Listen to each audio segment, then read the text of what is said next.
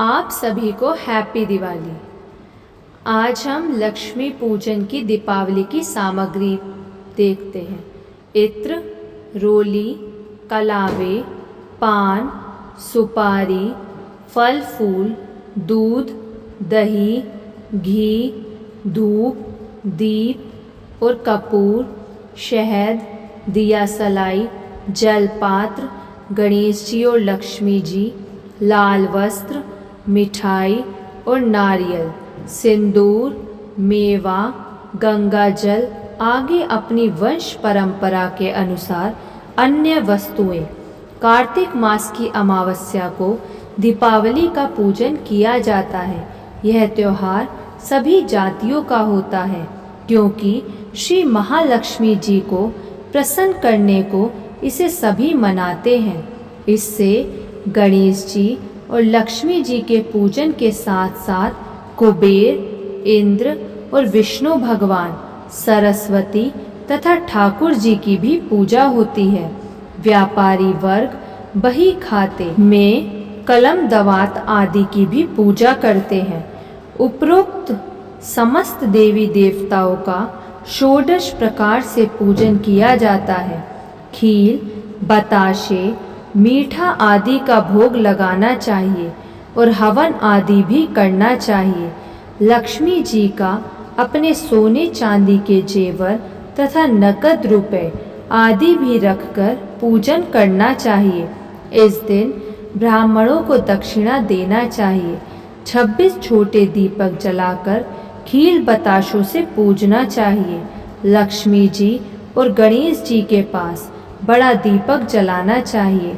इस दिन अधिक से अधिक श्रद्धा से माता पिता को भेंट देकर उनको प्रणाम करके उनका आशीर्वाद प्राप्त करना चाहिए और इस दिन तेल के दीपक से काजल पाड़कर सभी को लगाना चाहिए और प्रातः उठकर औरतों को सूप बजाकर दरिद्र निकालना चाहिए।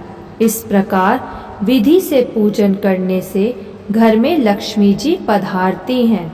बोलिए लक्ष्मी माता की जय। दीपावली का महत्व। जब भगवान विष्णु ने वाम रूप धारण करके राजा बलि को पाताल भेजा था, तब देवराज इंद्र ने प्रसन्न होकर घी के दीप जला करके दीपावली मनाई थी। इसी दिन समुद्र मंथन करने पर लक्ष्मी जी प्रकट हुई थी और श्री विष्णु भगवान को अपना पति बनाया था।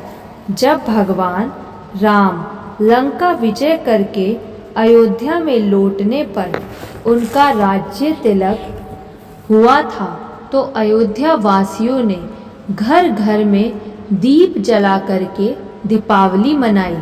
इसी दिन श्री वीर विक्रमादित्य जी ने विक्रमी संवत का निर्माण किया। इसी दिन महर्षि दयानंद सरस्वती जी को स्वर्ग का अधिकार मिला था तो समस्त देवताओं ने स्वर्ग में घी के दीप जलाकर दीपावली मनाई थी। लक्ष्मी जी की एक अन्य कथा।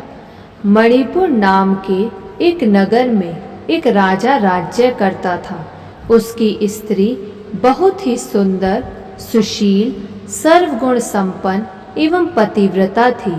एक दिन वह अपनी प्यारी सखियों के साथ महल की छत पर बैठी हुई हास्य विलास कर रही थी। उसने मणि मणिक्य आदि से जड़ा हुआ 9 लखा हार उतार कर समीप ही मुंडेर पर रख दिया। शीघ्र ही एक चील उस हार को अपनी चोंच में दबाकर उड़ गई। रानी यह देखकर बहुत ही उदास हुई और सारा हाल राजा से कह सुनाया। राजा चील पर बड़ा कुपित हुआ पर करता क्या, रानी को समझाते हुए बोला, प्रिय, मैं तुम्हारा हार जहाँ पर भी चील डालेगी वहाँ से मंगवा दूंगा, चिंता ना करो।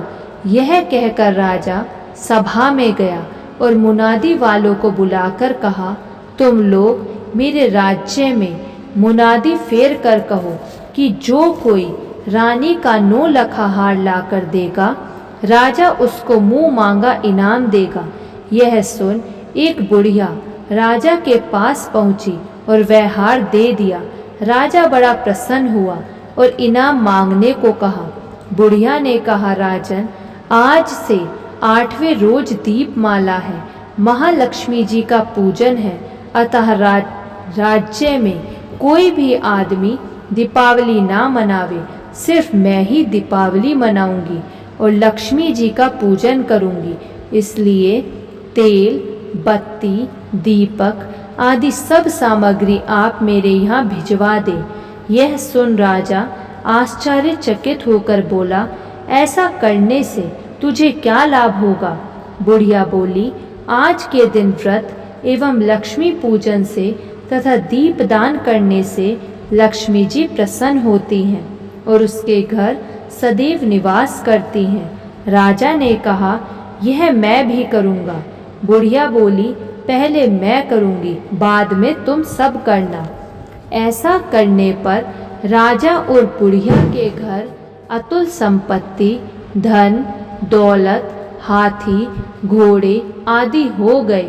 अतः हे धर्मराज, यह दीपावली का व्रत पूजन तुम भी करो, जिससे खोई हुई राज्यश्री तथा पुत्र पौत्र आदि तुमको पुनः प्राप्त हो। बोलिए लक्ष्मी माता की जय।